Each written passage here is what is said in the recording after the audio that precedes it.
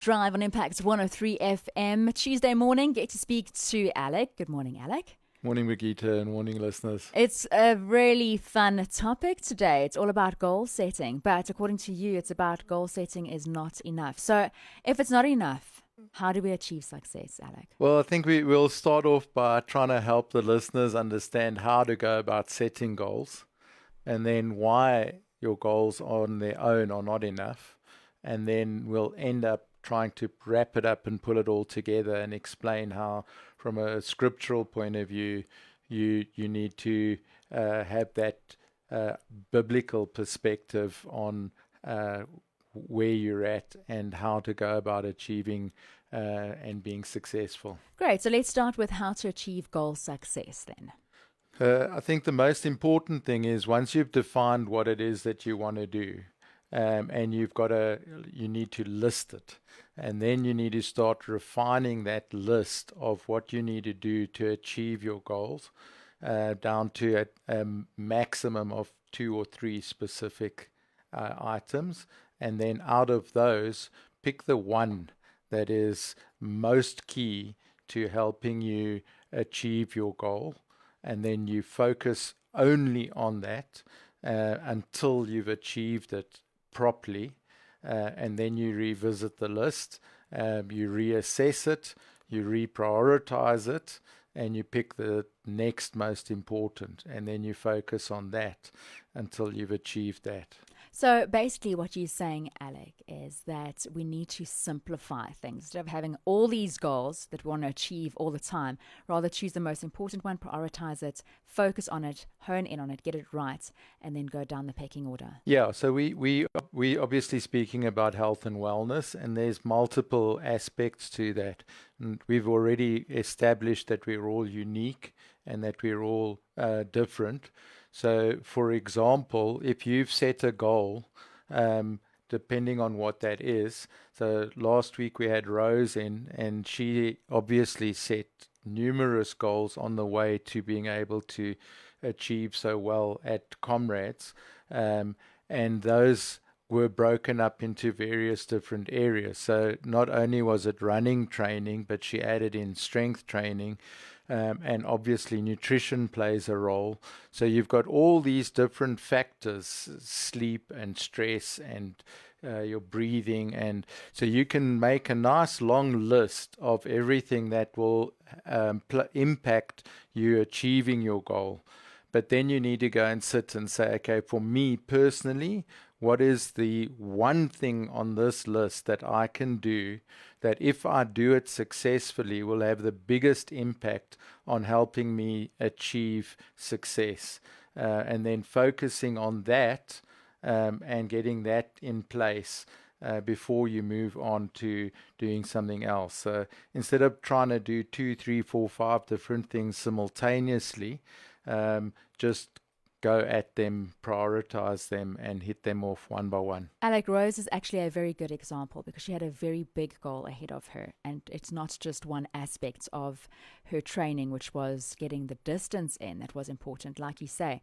And like Rose said, that her strength training had to be a focus also over there, as well as her nutrition. So yes, there's different aspects part of that regime, but maybe in each of those, it's choosing that one. So maybe it is about in the running, choose one long run a week. And then in the strength training, choosing to go and set time aside and going to spend at least 40 minutes a week to go and do strength training, put that into her schedule, and with nutrition, making sure that she's eating correctly. Yes. So if we look at that, she's trying to do sport-specific performance. So her running was her top priority.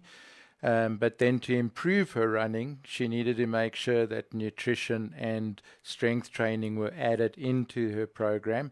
And ultimately, that did help her to improve on her ultimate performance. So that is how you need to prioritize and to actually do things in succession from most important to least important. SMART goals. What's your thoughts on SMART goals? Okay, the acronym SMART stands for specific, measurable, achievable, relevant, and time-based. So it's pretty self-explanatory, but you definitely need to set a specific goal, and then you need to make it measurable. Then you need to break it down into achievable steps, and they need to be obviously relevant. And then you need to add time to it, because if it's open ended, then you're just going to procrastinate and you're never going to get to doing it. How important is accountability in this? Well, yeah, I think the accountability comes along with where we're now saying, okay, now we've told you how to uh, achieve your goals. And now we're going on to the bigger picture where we're saying that your goal on its own is not enough. You need to have a why. Why do you want to achieve this goal? So, one of the problems with goals, for example, I want to lose 5 kilos. Then people will go and do some sort of a crash course diet, lose 5 kilos, achieve their goal, but then immediately after they've achieved their goal, they'll actually start putting weight on again. And whether that is weight loss or whether that is running, that applies to all your goals. So you need to have a bigger picture. You need to say, why do I want to be healthy? Why do I want to be well? And how am I going to achieve that? And that is your why should be, I want to be healthy and fit so that I can be more service and bring glory to the Lord in all I do. And that actually sustains you beyond your goal. So you set successive goals that get progressively more difficult and challenging over time. And they're all helping you to actually achieve your why, your purpose, your reason for being, your desire. And that is what underlies it. So your goal should be, I want to be healthy and fit, not I want to run at 6 minutes a K. You mentioned such a good example with the yo-yo dieting and people losing weight, putting it back on. So there needs to be a sense of being proactive. There's a hurdle in that because people know they lose weight, they're going to lose it, Yeah. but it's not going to be consistently off. Yeah. So you're wanting to make a lifestyle change.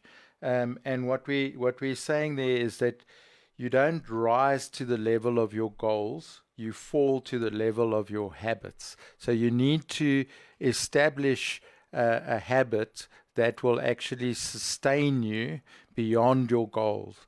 So if you are habitually running daily, then that is way more important than actually trying to achieve a short-term goal of I want to be able to run a 5K. I think it's starting to become clearer. So if you want to know what the acronym SMART goal stands for, it's specific, measurable, achievable, relevant, and time-based. And I see that Alec also has a quote from a gentleman regarding this. You want to share that with us? Yeah, it's quite an interesting one because George Bernard Shaw said, a life spent making mistakes is not only more honorable, but more useful than a life spent doing nothing. Um, so don't worry about getting it wrong. Um, just you've just eliminated one more option. So get back at it immediately, as quickly as you can again. Don't beat yourself up if you fail or if you make a mistake. Just start over again as Get soon as back on that possible. horse, right? Absolutely. Yeah, and that's part of the keys required to achieving. And the first one is being persistent. So you need to be able to get up and do the work. Then you need to be concerned more with the long-term results than the short-term objective of a goal. And you need to be responsible. You need to own your destiny, and realize that your health is dictating to you, not the other way around. So you get to direct the changes, but ultimately you need to have that self trust and that self confidence that's needed in order to be able to go the long haul. Alex, self-trust. We don't really talk about that. I mean, I think self-trust is so vital. We are very prone to talk about self-confidence, but self-trust. Do you want to elaborate on that? Yeah, so I think there, I mean, you know yourself if you, how successful are you at doing what you say you're going to do in your mind. So it doesn't matter what it is, whether it's work, nutrition, exercise. Are you accountable to yourself? Do you do what you say you're going to do? Do you achieve what your intentions are? And the easier it is for you to achieve your goals, the more likely you are to do it, and the more likely you are to be consistently stick with them.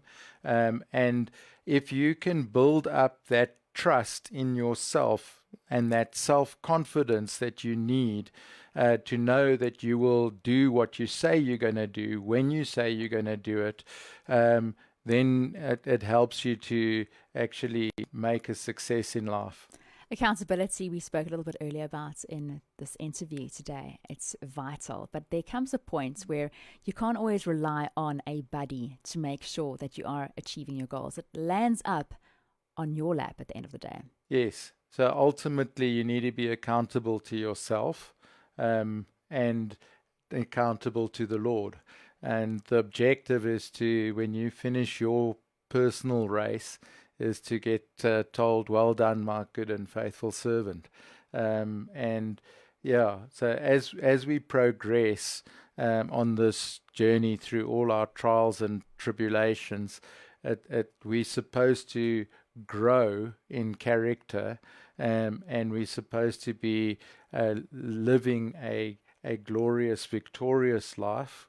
Um, and it's within our control largely to effect that. So, you need to be able to own up to where you're at, take stock of where you're at, set those goals with the long-term plan in mind, and whether that is staying out of frail care or going on holidays and enjoying your life with your grandchildren, etc., whether it's a carrot or a stick, you just need to have that in mind and then do what's necessary to avoid the outcomes you don't want and to achieve the outcomes that you do want. Clear intention and elevated emotion is really key here also. You talk about what it is that you must know your why. That's your clear intention. Yeah. And then once you're achieving that, your emotions are elevated. And then you can go and see what your abilities are, and you'll be surprised at how strong you can get and how fast you can get and how far you can get also. So that is also one of those great ways to experience new things in life and face new challenges. When I say challenges, that could be sporty challenges or health not issues, but challenges where you put yourself to maybe eat healthier for longer. Yeah, you need to experience new things, new knowledge, new challenges, and new experiences in order to grow. Otherwise, you're just stagnating. And try and push yourself just that little bit more in everything that you do. Whether that's on the nutrition to continually eat healthier, whether that's to cut out bad habits like alcohol and smoking, whether that's to start training, running, cycling, etc. But just realize that those are all within your control. And then ultimately, it comes down to your faith and your hope, and having that, that prayer where you can actually couple that intention, that elevated emotion, and understand what faith. So I'll just read Hebrews 11, verse 1. Now, faith is the assurance, the confirmation, the title deed of things we hope for, being the proof of things we do not see, and the conviction of their reality. faith is perceiving as real fact what is not revealed to the senses. So you are embarking on this journey to a specific outcome. You're setting goals to help you get there, and you need to have the faith and the trust in the Lord for the hope in a better future, and then you get busy doing something about it, and then you got to feel the benefit of it before it becomes a reality. And that's what faith is. And we can learn all about that through our personal journeys through life. Thank you so much, Alec. If you've just caught the end of this discussion, good news is you can go to Impact Radio's Facebook page. You can go have a look and watch this discussion again. It is already posted. It was a live session, as it is every week, and you can get to hear about the full interview about goals not being good enough. There's more to it. Thank you so much, Alec. Pleasure.